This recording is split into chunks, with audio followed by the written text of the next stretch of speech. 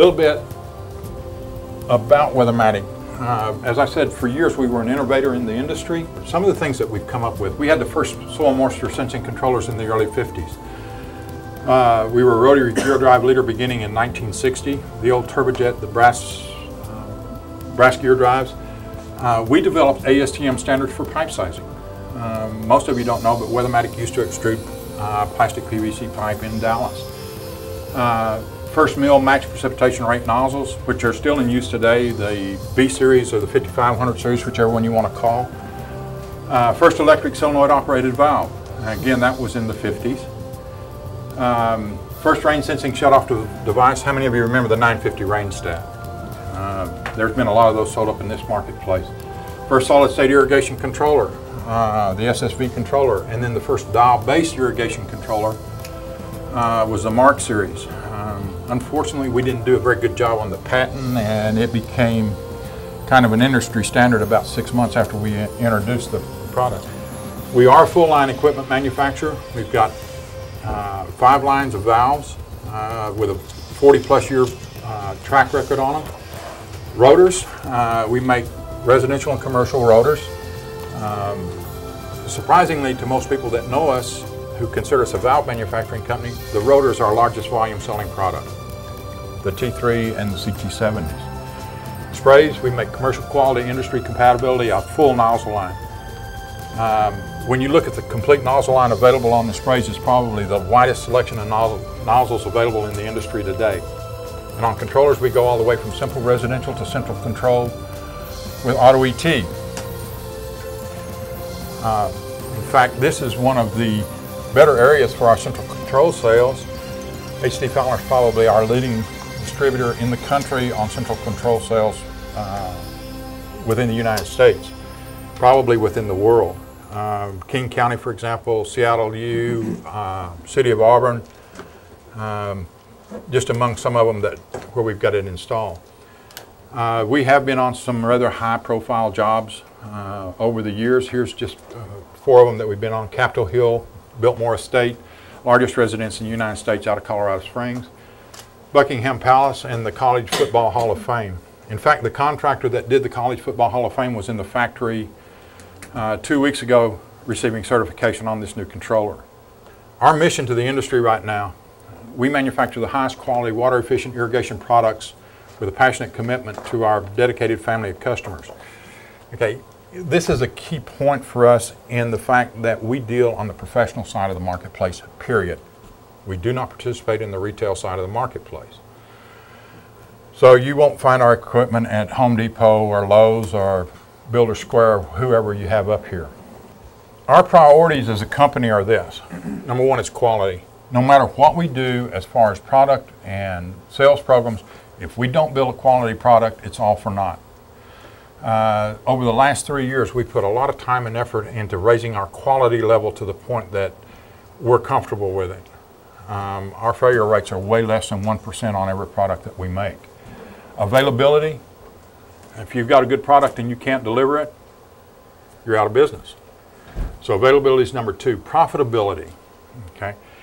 It sounds strange for a manufacturer to say to you, profitability is one of our concerns. When we talk about profitability, we're talking about profitability for Weathermatic, for H.D. Fowler, and for each one of you guys. We need to deliver a product to you at a price that you can sell and make money off of. Other than that, there's no reason to be in business. Relationships. The other thing that we're doing is developing relationships with our distributors and with our contractor base. Over the coming months, you're going to be presented some programs that will help you in your business and help strengthen the relationship between Weathermatic, H.D. Fowler, and each of you. And it's got to be a triangle. It's got to be the 3 of us together to make this thing work. And then lastly is new product development. And understand, we're not saying that new product development is not important. It is extremely important, but we've got to have the first 4 in place to make the last one work. What we're going to try to accomplish today, we want to introduce a new product family and a controller line to you.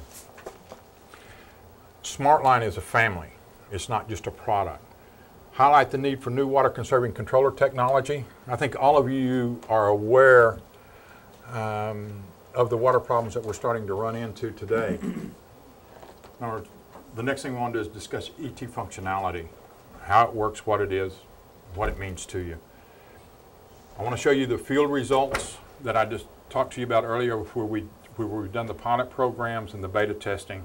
And then lastly, show you the launch schedule and the training of which you're participating in right now. SmartLine, it's all about family. This is the logo that we will go forward with SmartLine. The curve that you see there is an ET-based curve, and you'll see some data a little bit later on that you'll see where this logo came from. Additionally, with the logo is the tagline that will go with it. Automated on-site water management provided by the industry-leading controller technology, now within the reach of everyone.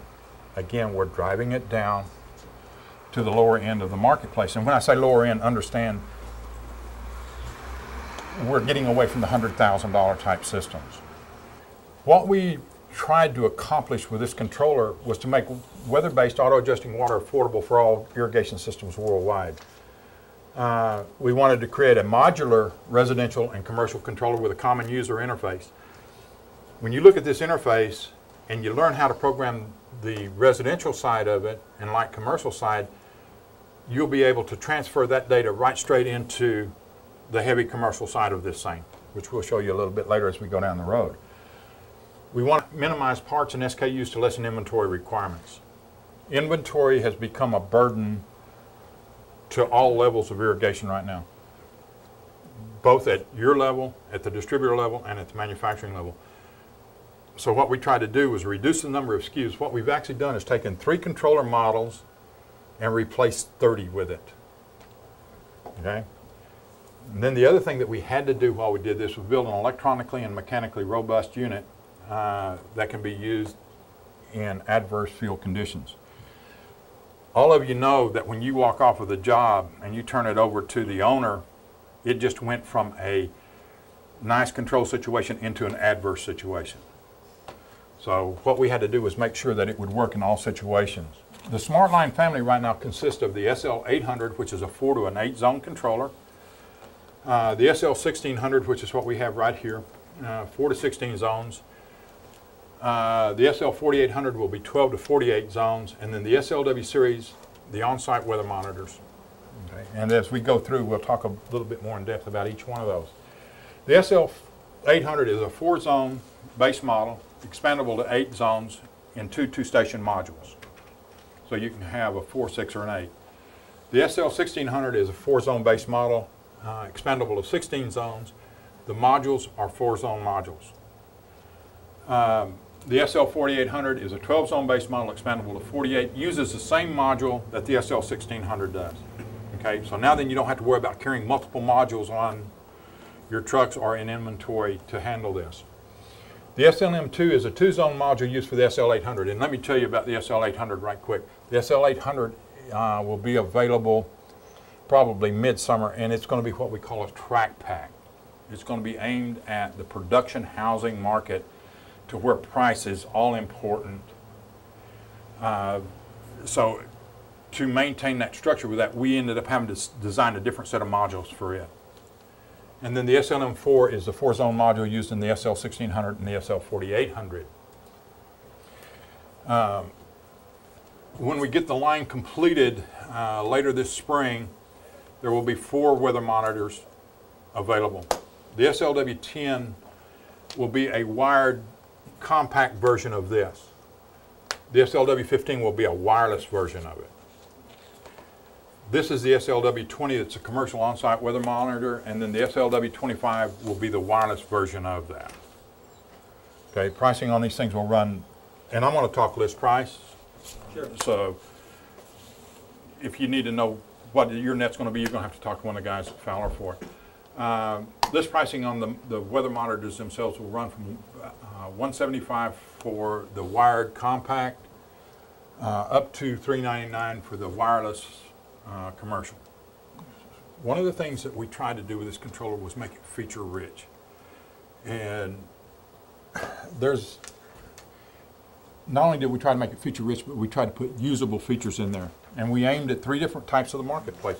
Number 1, features that make it easier for us to control our inventories, which we've already talked about, features that the distributors can sell, and features for the contractor-based side of it. We try to put some features in this, which we'll again talk about as we go into the program, that will help you both during installation and after installation as you go back on service calls. And when I say that, I'm not implying that you're going to go back on service calls because this thing fails, but y'all do system blowouts and startups up here, correct? So we're going to give you some ways to help you with the startup and the shutdowns on these things. Okay, hardware specifications on the 1600 and the 4800. We wanted one indoor-outdoor UV protected unit. Okay, now then, in previous models we had an indoor version and an outdoor version. On this one, we no longer have that. We have one unit that does both. This unit comes pre-wired with a line cord. Single dial programming. The face panel is removable for in the zone programming. Once we get the battery put in it, we can take it out and walk through the zones and program it. A little bit later, as we add communications, then this is going to become your remote control, the face panel itself. All of the controllers have an internal mounted transformer on them. The line cord is removable for direct wiring in an internal junction box. In other words, if you put it outside and you need to run conduit up to it, you can go in. I'll show you in a little bit how to do it. We can just knock the line cord out and then run the wiring up inside and make a conduited connection into it. But the indoor controller comes with the cord pre-wired like an appliance. You just plug That's correct. On the SL1600. Now the SL4800 will not come pre-wired. How long's the cord? Right now it's 6 foot. Okay. The SLM4, the modules are push in, press in, which we will do this as we go into the actual programming of the controller. And it's hot swappable. And by that I mean you don't have, once you install a new module, you no longer have to power the controller down and then power it back up. It's an instant recognized, instant programmable on it. The SL800 specifications. Now what we did on the SL800, basically what you're going to see on the SL800, the SL800 is going to look basically like this. It'll have a removable panel here to get to the terminal blocks on. The dial is fairly similar. We've dumbed it down a little bit on the standard side and in the advanced features, which we'll cover a little bit later. It still has the full ET capability on it. Okay, we're looking at a list price on the track packet of somewhere around $75, $80. Okay, it will have an external plug-in transformer on it, and it's going to be indoor only, and it will have the 2-zone modules that we talked about a little bit earlier. Okay, here's the face panel, which I was just dealing with on this thing. It's the same face panel on the 1600 and the 4800. Give you an example of how that works for you. Let's say that you've got a job that you've got booked all the way out on 16 zones. The owner, for whatever reason, needs to expand the system and you want to add additional zones to it. You can hang the SL4800, take this face panel out, plug it in to the 4800, and you've not lost a bit of your programming. So it's the identical panel between the two units. The only difference between the 4800 and the 1600 is the size of the housing itself. And there's a full view of it. Here's what one of the modules look like. Now one of the things, first thing you'll notice on the modules themselves, no screws. Okay, strip the wire and just press the wire in. What size wire will accept that? Up to 14 gauge. Okay. The little orange tabs that you see on this are simply releases so that you can remove the wire if you need to on it. There's an artist rendering of what a fully loaded unit looks like. Okay, hardware specifications as we continue on. Non-volatile memory retains programs during power outage. Again, that's one of the reasons that we no longer need a default program built into these things. Once you put your program in, everything's maintained in non-volatile memory. The battery that's included retains time and date. That's all it does. The other thing that we've done with this is that we've made the LCD backlit so that you can see it in a dark garage or in a basement. You know, a lot of the old controllers, you had to have your flashlight with you while you were trying to program it while you're in these dark areas. The other thing that we've done on these sensor lights here, they're tricolored. If it's red, it means that the controller is in a stop mode of some kind or another. If they're orange, it indicates a pause. Now that pause may be due to a run soak cycle, it may be due to reactivation of the rain sensors. Anything that is just pausing, a zone-to-zone delay, for example. Green is normal operation. That means that we're good to go. Again, on the 1600, initially we're coming out, the first units that are going to come out are going to have a lock installed on them. As we get about 60 days down the road, that lock will change to a latch. And then if you need to do an outdoor installation where you need a lock, there will be a kit available to put the lock in on it. The unit comes with a mounting bracket. You mount the bracket to the wall. It's a self-aligning bracket. Then you just simply slide the controller onto the hooks. And then you can do your wiring there. It makes it real simple for installation. No more templates trying to hold them up against the wall and drive nails in and try to figure out where your holes are going to be. Drywall mounting anchors are included. There are multiple access holes in the bottom of these things, which you'll see when I put the controllers in your hand in just a little bit. And additionally, we will have stainless steel pedestal mounting options for the 1600 and the 4800 both. Okay, there is the 1600 mounted on its pedestal. The 4800 looks a lot the same, except it's about 3 times as big of a housing. When we designed the housing on the 1600, the object there was to be able to put 49 wires and 2 hands into the controller. A lot of people don't understand that until they go out and try to wire one of those things up with 14 gauge wire.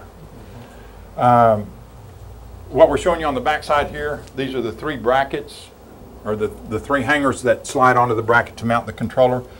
You can drive a screw from the inside and lock it into the bracket so that it's permanently mounted. Programming specifications, basic startup. Okay. Now then, let's do one thing right here I want you to understand real quick. This is 2 controllers built into one. The controller itself can run in a standalone standard mode. Okay. It's just a typical dial controller when we do that with some advanced features built into it.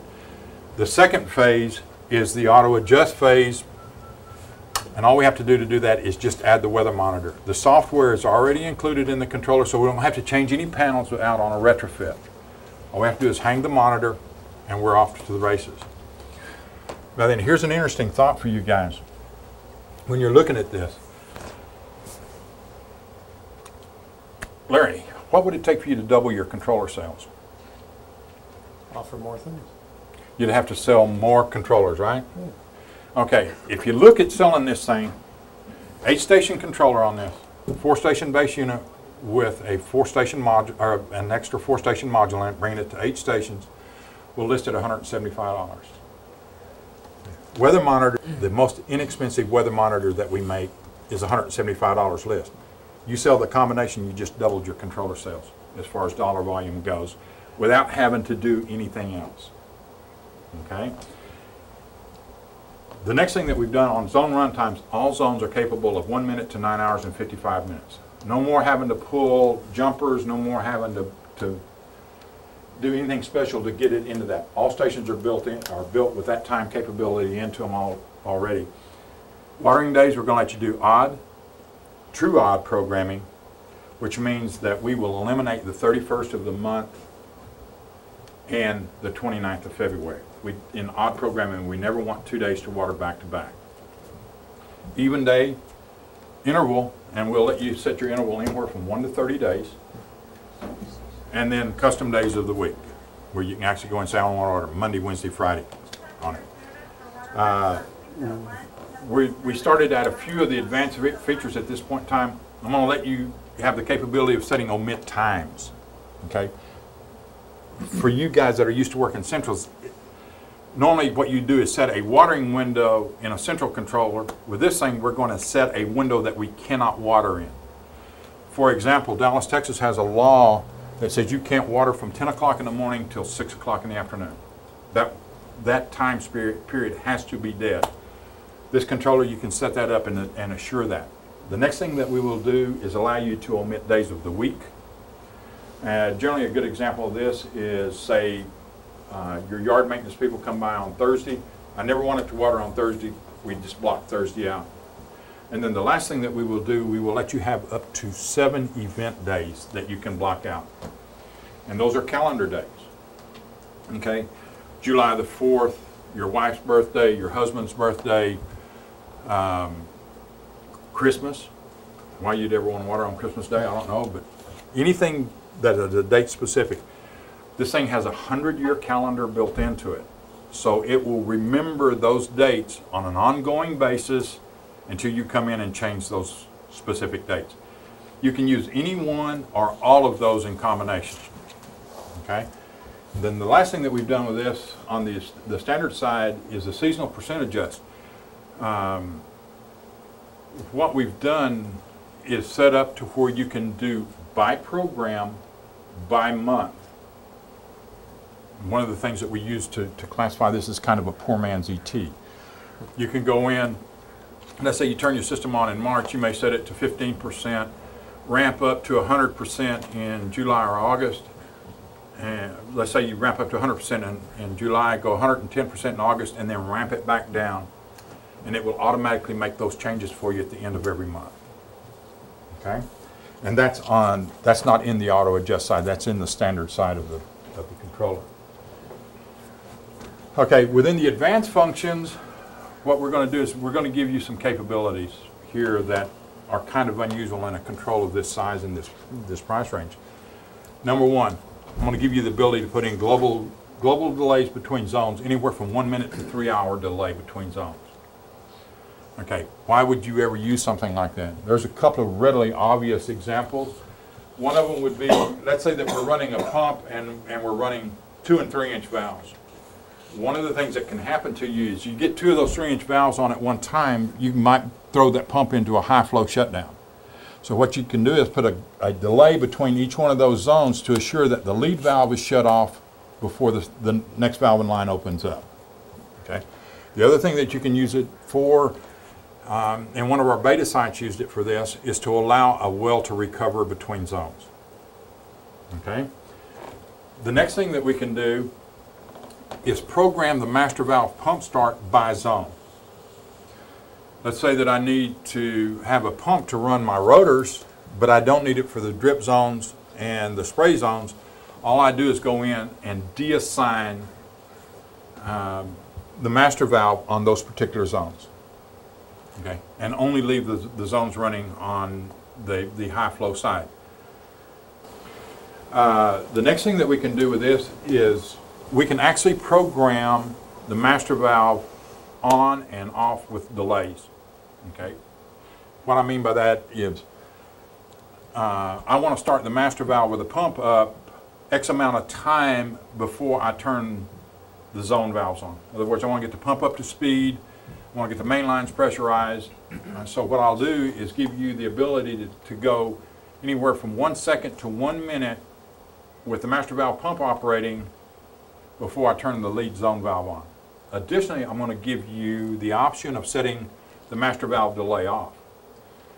In other words, I'm going to let you have up to anywhere from 1 second to 3 minutes of keeping the master valve pump on after we shut the last zone valve down. Okay? And when I say last, understand that's within the program itself. It doesn't have to be the physical last valve. As you can tell, we paid quite a bit of attention with this controller to pump control. These are features that you find in really high price controllers. Our SL series controller right now has those capabilities built into them right now. We can do run soak by program. And what we'll do is let you set up to a 30-minute run time before it goes into soak time. And we'll let you program up to a 2-hour soak time on this by program. And each program can have a different run soak feature on it. Additionally, we can go in and set a rain delay of anywhere from 1 to 7 days on this. You set it in, at the end of the time that you specified, it goes away and resumes normal watering at that point in time. And then for those of you that have customers that like to play with your controllers after you put them in, we've got a clear program feature that will delete all program parameters by program. So you, instead of having to do the panic reset of where we wipe everything out and start all over, we'll give you the ability to go in and do a program delete by program on it. We have a test feature built into this that we can do diagnostics with. There's an onboard multimeter built into this. The first thing that we do is we do an open and a short detection by zone by master valve. It looks at each one of them individually. Additionally, you can go in and look at each zone and or the master valve and do a direct current draw reading on those units. And when we say direct, we read it down to the milliamp. For example, I'll show you as we get into this. When we get into the controller side of it, you'll get a reading like 257 milliamps. There are some guidelines that will be published as far as what's good and what's not good with this. You'll be able to go in and look at the battery and do a direct voltage reading on it. There's also a battery indication in the display that's a visual indication on how good the battery is. One of the things that we recommend at startup is that you go in and look at the battery voltage. If it's less than about 7.8 volts, change it right then because it's going to be gone and it's going to cost you a service call back. And again, we have low battery notification at 7.8 volts. The other thing that's done on this, and this one I'm going to kind of demonstrate to you right now. If I go into test and I go up and I select locators, how many of you put in a system and then have the landscapers come back behind you and they put mulch all over every place and now then you don't know where your valves are? But when we do this, we can go in here and it's got a built-in chatterbox on it.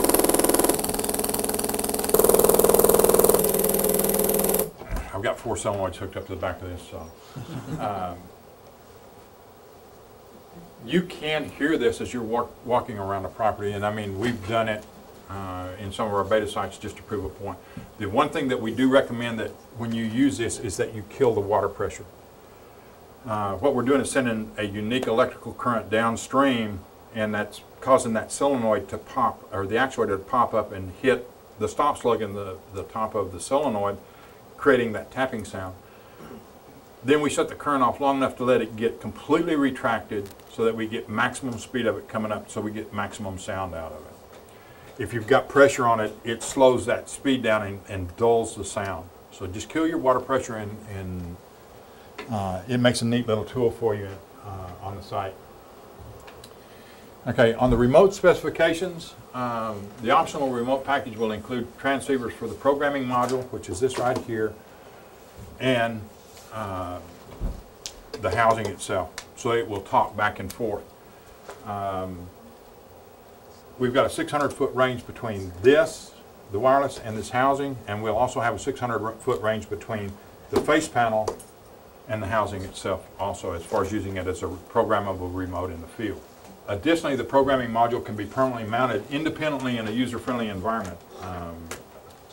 Here's one of them that's remotely mounted. Now what we've done here, the controller's mounted out close to the valves, so you can shorten the runs on your valves, move the controller panel inside if you're brave enough to do that and turn your customer loose with it. Generally, most guys I know want to put it in the housing and lock the housing and chain it shut, whatever they can to keep the customer away from it. However, we do have the capability of doing this. Okay, on manual operation, we could manually operate a single zone. Go in and set the zone anywhere from 1 minute to 9 hours and 55 minutes.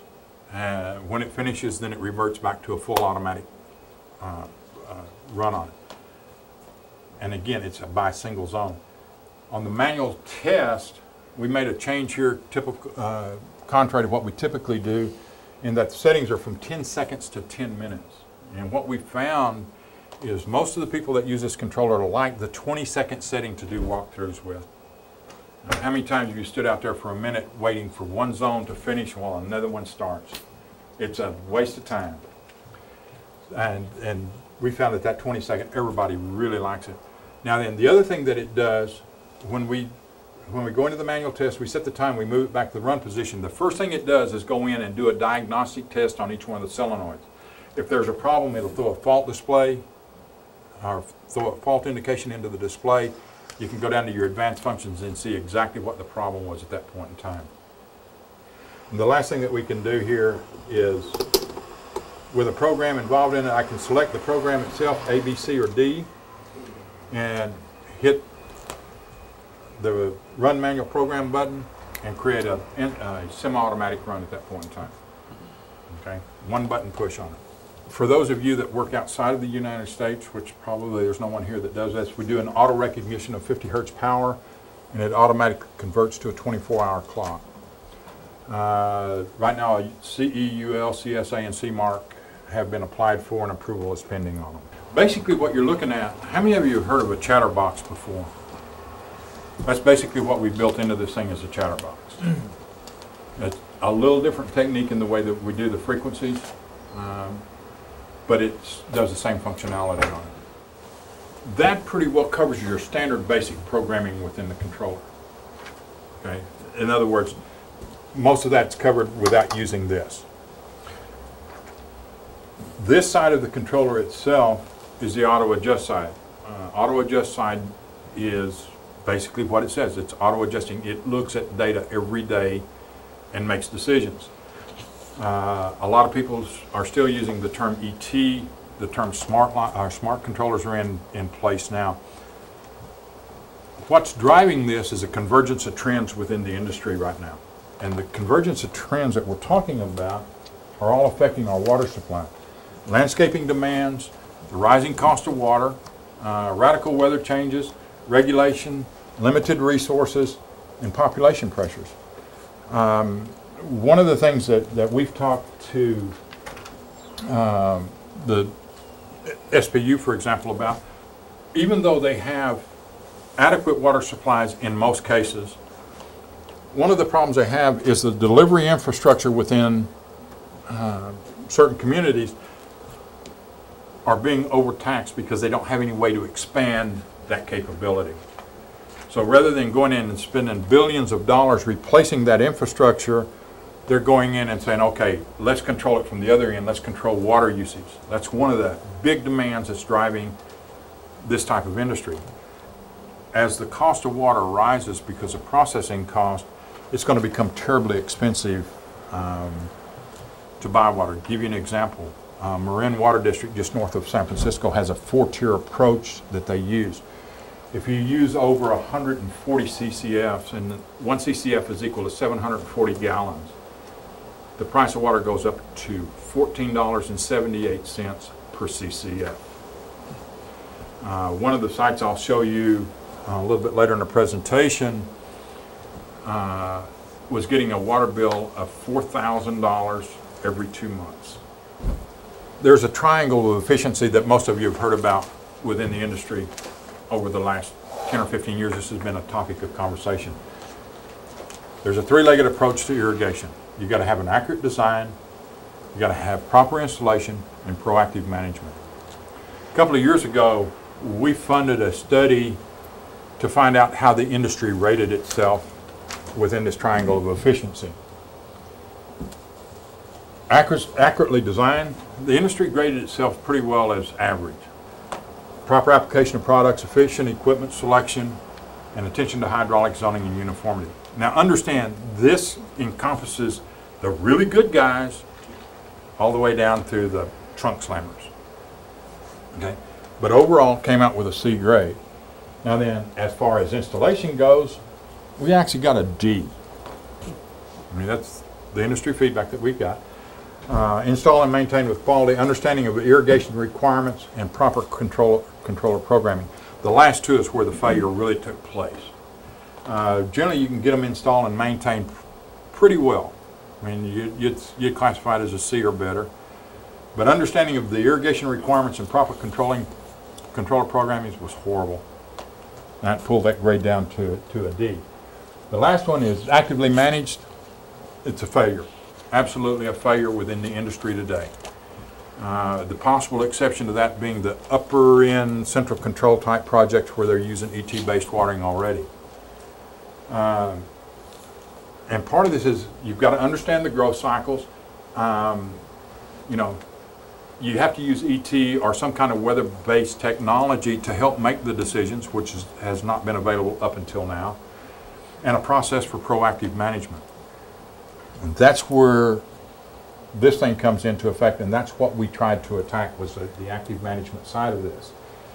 Typically what you see here, This is a typical ET curve based over 365 days. And it doesn't make any difference whether you're in Seattle or you're in Phoenix, Arizona. That curve's fairly typical. It may have different peaks and valleys in it, but it's typically a bell curve from start to end on it. Typical irrigation schedules are flatline. Go out and turn the system on in the spring. Set 20 minutes a station for sprays 3 times a week. You set your rotors up at 40 to 45 minutes 3 times a week. And you tell the homeowner, okay, if it rains, you need to cut back, or if it's extremely dry, you're going to have to pick it up a little bit. How many of you believe that occurs? Nobody does.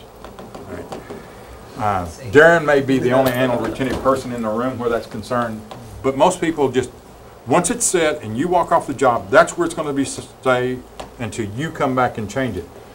Okay, so what that means is if we can actively manage this, this is the projected savings between this dotted line and the bell curve itself. That savings can be anywhere from 20 to 50% just by managing the controller. Forget about the additional increases you can get by making the system more efficient. Most people don't realize it, but the typical residential irrigation system is probably somewhere between 40 and 45% efficient.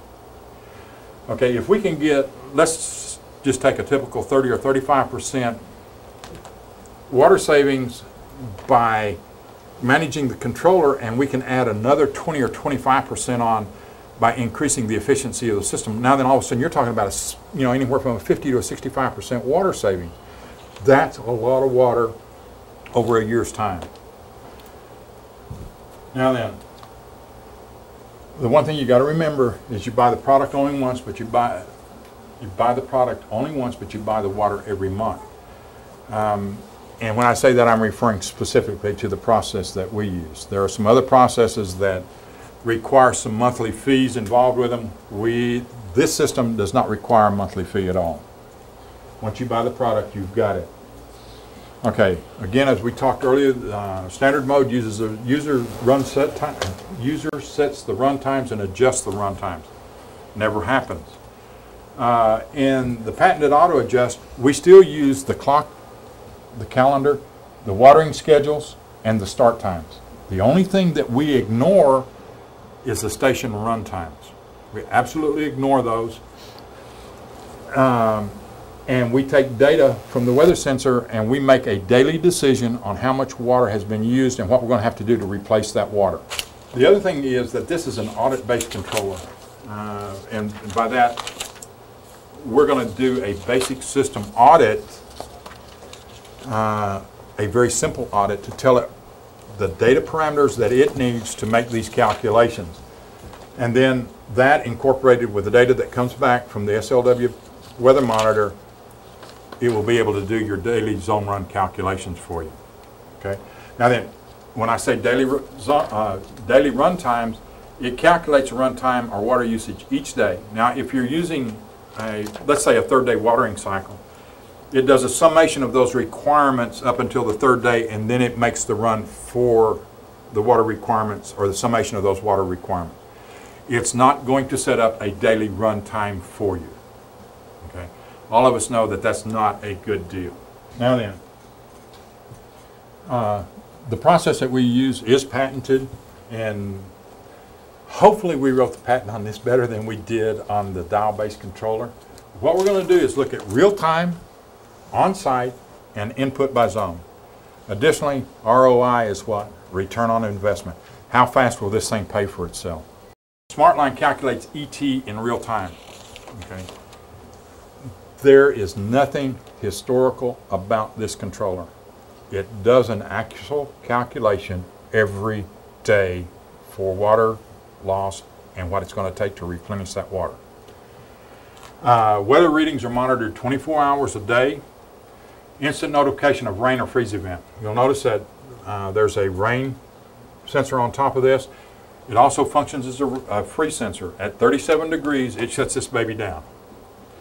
And it does it instantly. There's no delays on it. I shouldn't say that. There's an 8-second maximum delay from the time that it makes a sense until it can talk to the controller. No weather data transmission delays. And what we mean by this, there is no second or third party involved with getting data to the controller. There's no paging fees, no satellites, no nothing else. Everything, the data is contained here and within the controller itself. And it's all done on site. What we're trying to do is get specific microclimate weather information for the property that's being irrigated. The terms that you're going to start to hear is hydroclimates and microclimates. A hydroclimate is a large area type. Microclimate are areas within the hydroclimate itself. Literally what we're going to do is look at it zone by zone as we go through this. On-site is on time. User sets the start times and the watering days. The reason that we did that was so that we could stay in compliance with the law. I don't know what kind of water restrictions you get into up here, but Colorado, for example, has one part of it has you can water 2 days a week. The other one is every third day. Austin, Texas has every fifth day. Some areas do even day, odd day by house numbers. So we have to be able to adhere to those regulations and still do the auto adjust function type on it. The SLW on-site weather monitors pull data. There's a CPU actually built into this.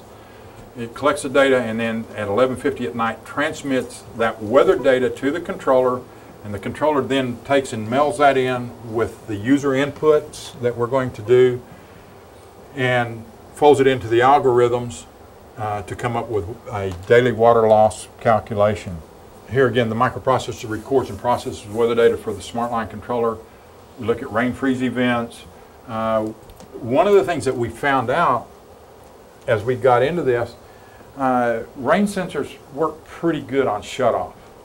They're horribly inaccurate on turn on. We found out that typically they will turn on well before the soil is ready to take more water. So one of the things that we've done is gone in right now and we've put in an automatic 48-hour rain delay or a pause event after the sensor itself reactivates and says it's okay to water. Then we're going to pause it for another 48 hours. The worst thing that can happen to us there is that we tend to throw the plants a little bit to the stress side, but that's a good thing. If we get water down too fast, then we're going to end up with runoff, and that's one of the things that we don't want. The other thing we don't want to do is kill any plants. And we've got some protective features built into this controller that will help us preclude that. The sensor itself is surrounded by protective discs to allow nominal airflow yet limit water entry. We don't want water into the sensor itself because it will change the temperature reading or the ability to read temperature accurately. The one thing that we also do is make this a solar shield. You'll notice that it's white, and it's white for a reason is because of the reflectivity of the unit itself. What we've done is allow this thing to be mounted virtually anywhere on the property. The only requirements that we have on it is that it be in a free flow area. In other words, don't mount it in a corner.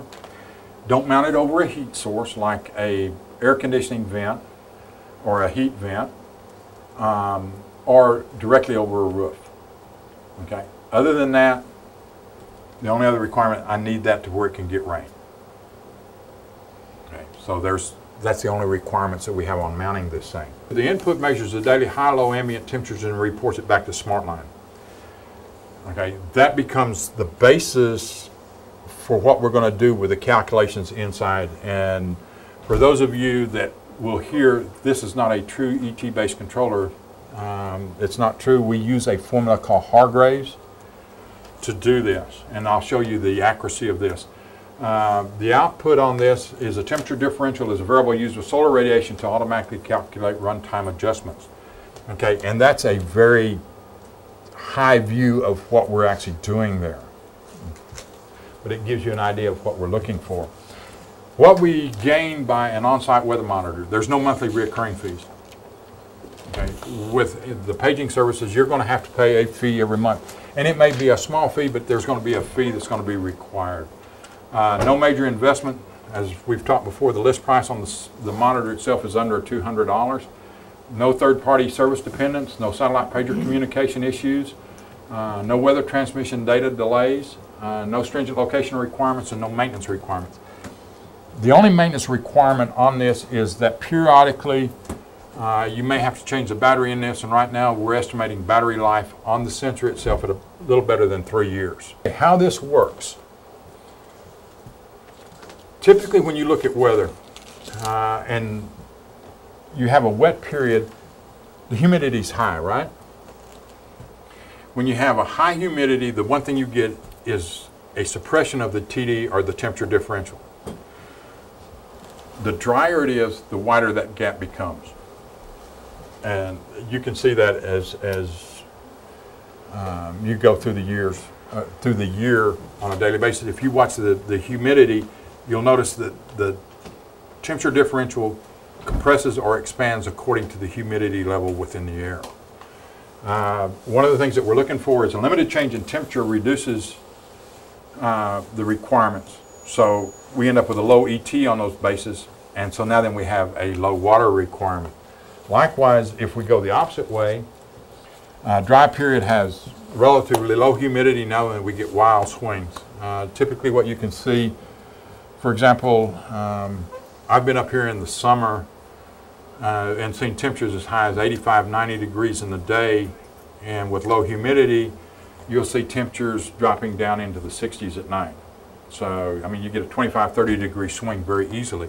You get into some of the desert areas and you can see 40 and 45 degree temperature swings. When that happens, we get those large swings. That means that we're getting more transpiration from the plants, more evaporation from the ground, so we're going to need more water. So that falls into the equation to do that. If you look at the formula that's involved in this, there are like 4 different formulas involved in the controller in doing these calculations.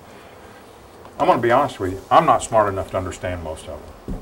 I mean, when they start talking about angles of decimation of the sun and the Julian date of the year, and they start adding these factors out and the cosine of this and the tangent of that, I say, does it work? And the answer is yes. Okay, that's all I need to know at that point in time. One of the things that we're going to do, the first thing that we're going to do is we're going to come in, we're going to set the zip code or the latitude in this. Zip code, if you're in the United States, if you're outside the United States, we've got to set a latitude for it. What that does, it tells the controller where it's at in the world today. Okay, and what that's used for is so that we can set the solar radiation band that the controller is living within. Okay, solar radiation is another variable used to automatically calculate the runtime adjustment. That's global. The rest of what we're getting ready to do is going to be by zone. Okay.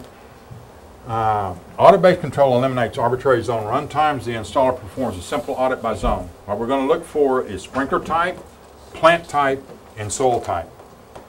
Okay. With that data and the data coming back from this, then we're going to use that data to do the runtime calculations. It's all weather-based.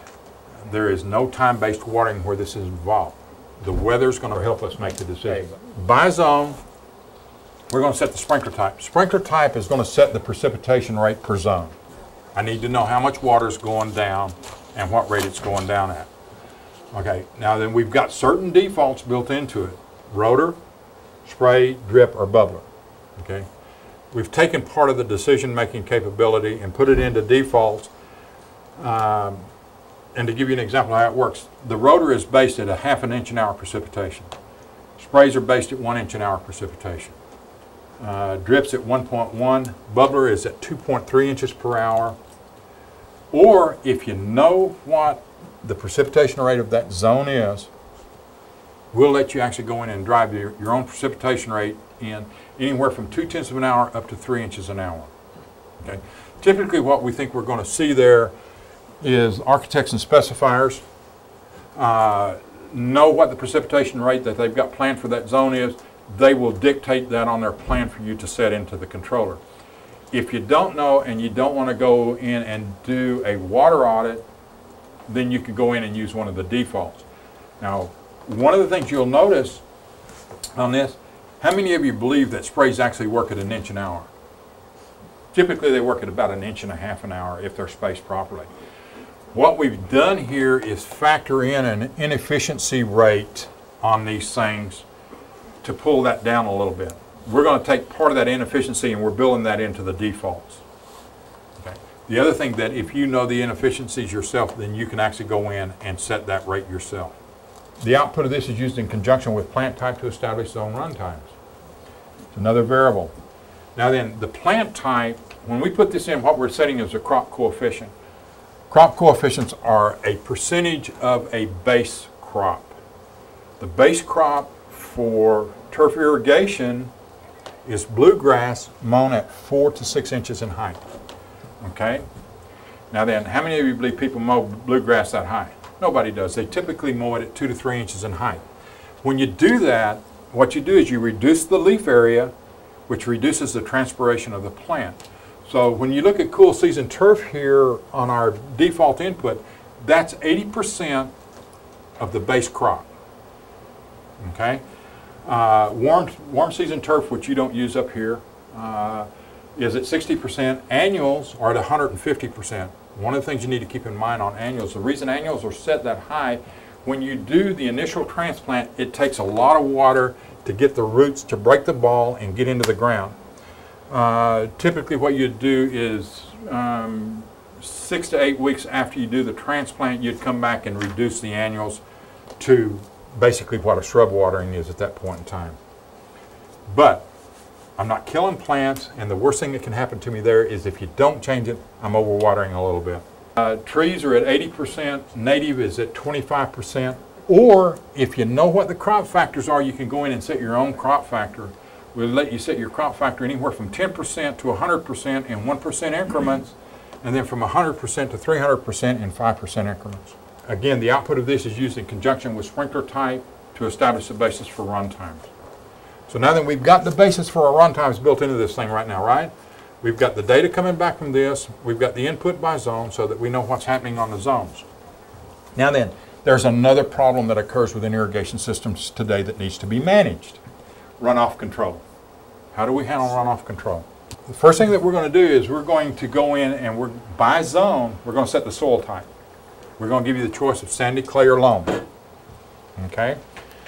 Then the next thing that we're going to ask you for, once you tell me by zone what that soil type is, I want to know the slope of the zone. Okay? We're going to let you put the slope in anywhere from 1 degree, or from 0 degrees, which is flat, all the way up to 25 degrees. Now then, I know that within this marketplace there are areas that are watered that are steeper than 25 degrees. So we chopped it off to be logical at 25 degrees. The controller also makes one other decision. If the calculated run time is less than a minute, it will not run it. It will hold that run and move it into the next run until it accumulates over at least a 1 minute run time. Okay? So now what we've actually done here is set up an automatic cycle soak feature. Give you an example. Let's say you've got clay and 15 degrees of slope. That's a big slope. Let's say about 7 degrees of slope.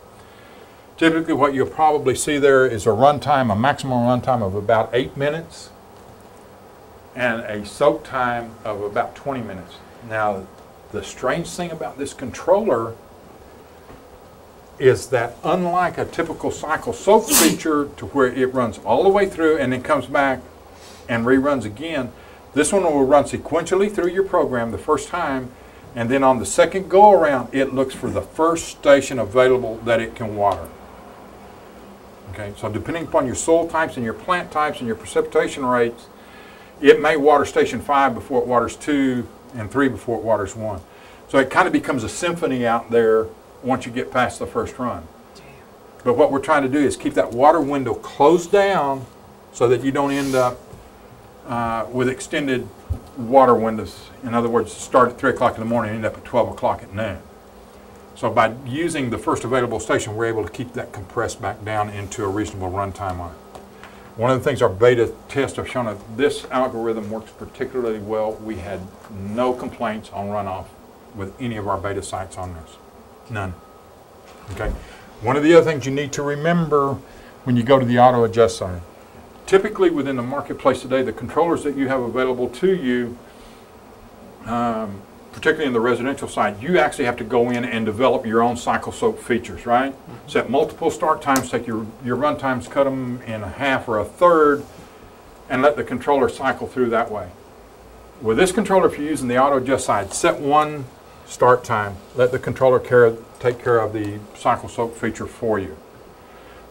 If you set multiple start times, it's going to take the calculated runtime, divide that up among the 3 start times equally, and then set cycle soak features on each one of those particular start times.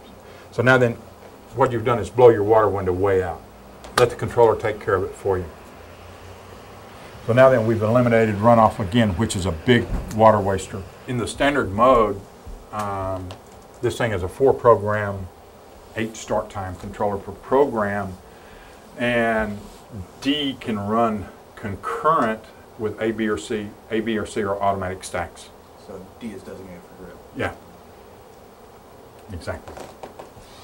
Okay, the last thing that we're going to do to set up the auto adjust feature on this, we call this feature more or less. It can be called shade control, it can be called wind control, it can be called anything you want to it, efficiency control. It allows us to go in by zone and tweak the zone in for run. We'll let you go up a maximum of 25% and down a maximum of 50%. We set those limits because we did not want to just completely destroy the ET calculation or the auto adjust calculation built into this controller. So it's a trim factor for you. Where it would typically be used is, let's say that you've got cool season turf on the east side of the house and the west side of the house. You go in and trim the east side down because it's typically shaded most of the day. Full shade zones, we recommend generally a typical 50% reduction. Where would you use an increase? One of the biggest places that we found are glass buildings on the west side. You tend to burn the turf out from the building, so you need to get more water in to keep life there. The other one would be, say like if you're down in the Dalles, where the wind blows 60 miles an hour all day, every day, you're going to have to put down a little bit more water to keep it alive down there. So that gives you some control over what the controller's actually doing calculations with. Once we've done that, that's all the programming necessary for it. You know, no mythical calculations that you've got to do. Some of our competition says go out and calculate the precipitation rate of a zone. Well, I can guarantee you, I don't know many contractors are going to sit down on a job and calculate precipitation rates. So we've done a lot of that for you built in, and we've got a lot of input, by the way, on those precipitation rates from industry experts. In the advanced function, there's a review function. We can go in and look at the next run. It's going to show me in minutes what the next run is going to be at the time that I look at it. For example, if I go in and look at it on day 1 on a 3-day cycle, it may tell me I've only got 6 minutes of run by station. I can come back and look at it tomorrow, and it may be 10 minutes. So what that is 6 minutes for the first day and 4 minutes for the second, and what you're seeing is a summation of the total run time. Okay. Once it starts the run, it decrements the counts all the way down and resets and starts the new data input on it. The next thing you can look at is deficit. It actually shows the ET calculated by zone. So you can look in and see on a daily basis what your ET loss is at that point in time. The next thing up that we can go in and review is temperature data. It shows the daily high and low temperature for the 5 previous days. Okay, when we set that up, we did that initially as a troubleshooting convenience for ourselves. I'm going to be honest with you. Then we figured out, well, you know, we've got to have some kind of a backup in case we lose communications with the weather monitor. So what we do, if we lose communications with this, it starts at the oldest day of weather data available to it, uses that, and continues forward until it either establishes communication or it uses all 5 days' data. Once it uses that 5th day's data, then it reverts to the standard watering, and it throws a fault into the display so that you can see that you're not getting communications. Again, remember I told you, the first thing I told you, we don't want to kill plants with this thing. So we've got kind of a double redundant backup on this to assure that we always have watering. So even though we don't use the zone run times, what you want to do is set a logical time there in case I'm forced to go to backup. Okay? Backup will also look at your seasonal percent adjust. Okay? In the auto adjust side, it ignores that. It ignores the cycle soak feature that we're going to look at in a little bit, or that we talked about earlier on the standard side. Okay? The other thing that we can do is look at total run. Water managers will be probably interested in this feature. I can look at total run, and it shows the total run time by zone from the last day that it was reset. And there's a way that we can go in and reset that total accumulation on it. And then the last thing that I can do is go in with a single setup and clear the deficits. Clear deficits will allow the user to clear all existing deficits within the controller. The reason we put that in, we found out in the beta side, and I don't know whether it was because the controller technology was new and they wanted to get it up and play with it, but when the contractor walked away from the side, he wanted 0 deficits. He wanted to start with a clean sheet of paper at that point in time. So we put the feature in to allow him to clear all previously accumulated deficits at that point in time. Again, this thing is real time. I've shown you that it takes the data from here.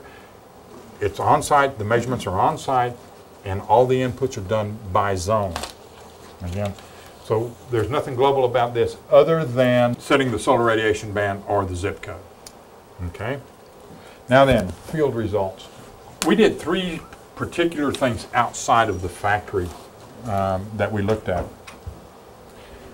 We looked at CMS versus SmartLine. CMS is a big weather station network in California that's owned and operated by the state of California.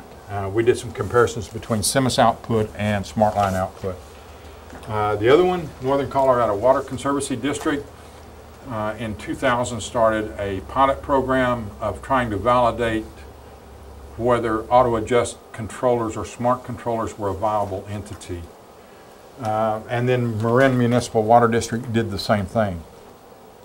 On the CMS, we used our algorithm to produce ET data. And then we did a direct comparison against the CMS sites.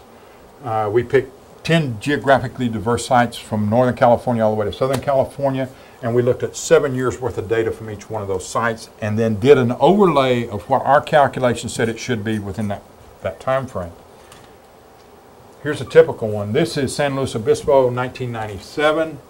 The pink, orange, red line, whatever you want to call it, is the CMS weather station. The blue line is SmartLine. Notice over 365 days how we basically follow the same curves. And you'll see even where there are major differences, the lines follow each other. As we go through and look at different ones, I'm not going to show you all 70 of them. I'm just going to show you how some of the sites differ in the way the curves looked over a period of time. There's Plymouth County, Escondido. Now, one of the things that you notice the differences that they show, for example, you're talking less than 0.05 of an inch difference in that. So when you look at the differences there, you're talking very small differences in the overall scheme of things. There's another one. Now this is Brentwood, and this is all 7 years combined into one graph. Notice how consistent SmartLine tracks to CMS. The conclusion of this, SmartLine ET calculations highly correlate to CMS ET calculations. Generally we stay within 5%, which means that we're 95% accurate on it. We have certain people within the company say that it actually runs up to 98%, but being the conservative person I am, I stay with the 5%. Now actually what it's done is take the temperature data coming back and then run it through our algorithms to calculate the ET variations on it. Now what that did was not actually go in and calculate water time, it calculated the evapotranspiration itself at that point in time. Yeah. The defaults then take that data and convert it to runtime for replenishment. But the ET calculation is actually a weather type calculation. Northern Colorado Water Conservancy, do any of you know Brent Meekum? He started evaluating the ET concept. He was looking for long-term reliability and performance. He worked under a control test situation. He has his own on-site weather station. His ETO, or calculated ET, was done using Penman Monteith, which is the ASCE standard. He had his own individual system, so he knew exactly what was going on, and he did a measured irrigation application test against it. In other words, he had a lysimeter on the site. How many of you know what a lysimeter is? A lysimeter basically takes a cylinder of typical turf, okay, and you get it to the full level, and then what you do by weight is look at how much water is lost each day, which means that it's taking into account transpiration and evaporation. So he did a comparison with a lysimeter against what our calculations were and what the ETO calculation was, or the calculated ET. Here's the curve from the 2003 irrigation. The green line is calculated ET. If you just did a straight calculation, here's what the requirements were over this period of time, and this is the watering time that he looked at. The PWR is a plant water requirement, okay? And again, he's looking at this based against turf. So everything then remains constant as he goes through the test. The plant water requirements basically is ET minus rainfall. It compensates for the rainfall calculation on it. The red line is weathermatic, and then the little dark line is the lysimeter reading that occurred on site. Notice how we stayed right on top of the plant water requirements and the lysimeter in that first year, or in that year, 2003. Give you another look at it, a bar graph. This is a little easier to see. Here's your plant water requirements, here's a lysimeter, here is the weathermatic ET calculation, or the water requirements calculated by our algorithm. Here's another one that he did. This is 2002. He added another feature here called irrigation water requirements, and what he did there with irrigation water requirements was factor in inefficiencies within the system itself. And again, notice where we stack up. We stayed between here and here. We were between the irrigation water requirements and the plant water requirements. The cool thing about it was the turf never went into stress. It looked good the whole time. There's another one that he did, 2003. The result, SmartLine water output tracks consistently with plant water requirements. Marin Municipal Water District, what they did, they picked geographically diverse sites, multiple microclimates within the sites that they picked, sites with turf and diverse plant materials, slope, diverse soils, and what they did, they have the ability to analyze the changes in water usage when using SmartLine technology. In other words, they were able to do year-over-year comparisons. We had a base year that we compared against in the years going forward. Here's a couple of sites. Remember the site I told you that was getting a $4,000 water bill every 2 months? This is that particular site right here. The first year that it was in, we saved him a little over 30% on his water bill. And at those kind of dollars, that was big numbers. Here's another site. You can see it's very heavily sloped and a lot of plantings on it. Again, we went to a flat site with turf on it. If you'll notice the background on that, there's the typical landscape, geographic landscape of this area that we were in. That brown is typical from about May through the end of October down there. Here's another site that we did, all native plantings within that site. Now then, the end result was we had a competitor that was being utilized there too as a check against us, or us against him, however you wanted it. They looked at two different methodologies in doing this. The first year, we affected about a 28% savings, the competition about a 5% savings. The second year, ET was up 3 inches. That second year, over the base year, we still affected a 24% savings, and the competition had a 2% increase in water usage that year. How do they calculate ET? Your competitor? Using satellite-based transmissions, using remote weather stations, bringing the data back in, and then Paging. Yeah, paging technology. Okay, the results, even with a 6.8 and 8% increases in ET, SmartLine still saved 28 and 24% and outperformed the competition by 23 and 26% consecutive years. Needless to say, right now we're a hero to Marin Water District. They're developing specifications on rebate programs right now. Probably within the year, Marin will require any controller put into that city to be ET-based or smart-based technology. And we're starting to see that in a lot of different areas as we move through the country. Believe it or not, Seattle is one of the leaders in the country in using smart technology, or trying to get smart technology involved in irrigation. Is this site specific on the weather station to where it only talks to this controller? That's correct. Or can it share? Now, right now, we are individual controller to individual weather monitor. Okay, and part of that,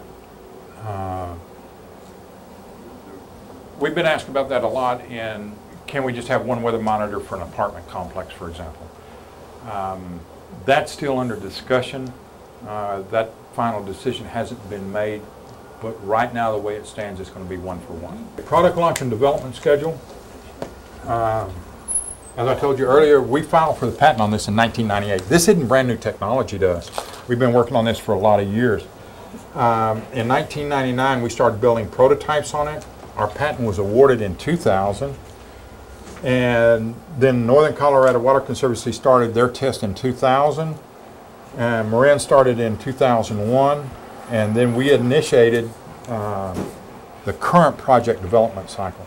And what transpired there was the original version that we came out, and Bob had some of them up here. They were a unit called Sci-Fi. Mark, you're familiar with them. Set it, forget it. Yeah, that was the acronym. Very user unfriendly. And when I got involved with Marin specifically, that was a big complaint, was the user comprehension of the controller was too difficult. So when we started looking at changing the user platform so that it would become more user-friendly, and we got into the costing of it, it was more costly and more difficult to modify what we had than it was to incorporate the technology into this one that was already under development, which allowed us to bring it to market rather rapidly. This shows you the schedule of what we did, how we built the project schedule out. Right now, the SLW20 are available. The SLW10 and 15 are under development. Probably will be, not probably, the release date on those are May 1. We'll turn production loose no later than May 1 on those, which means that we'll have them in, the 2 compact units in place by the end of May. SL4800, right now we're showing that out at June with availability around the 1st of July. Eventually the SL4800 will be made wetware compatible, which is the big central units that we have, which is Valcon, and eventually will be capable of doing a direct replacement on SL controllers. The SL is a series of heavy-duty commercial controllers that we have out right now that will function either standalone or within the Valcon system. And the remote control technology, we are positive we'll have it completely ready by the 1st of August. To give you an idea of what we're trying to do with that technology is when we get into where this is a remote control, we're going to have 2 user assignable codes built into the controller. And literally what you'll be able to do is take this, and there will be an adapter that you can plug the face panel into the cigarette lighter of your truck. Have an 8-digit code, for example, that you can put into it, drive up in front of a customer's house, punch the code in, and take over the operation of their system from your truck with a face panel. So basically, if you got a whole neighborhood, you can run them all off. You won't need a remote for each one. Nope, you'll be able to use one panel to do it. All of them. All of them. All you have to do is just change the code. Now, a lot of people say, using hardwire for probably new installations, and if you went with the wireless, you could put the controller in, and when the customer got warmed up for the ET idea, you could retrofit the system with a wireless card on the controller and a wireless sensor. That's exactly right. Absolutely. It's 2 selling opportunities for you. Some of the things that we did on this, we did functional and characterization tests environmental testing, mechanical stress testing, software testing, and field testing. I'm not going to bore you to tears with it, but we did extreme voltages, functionality testing, advanced functionality testings, remote control testings, diagnostic capabilities, and factory test commands.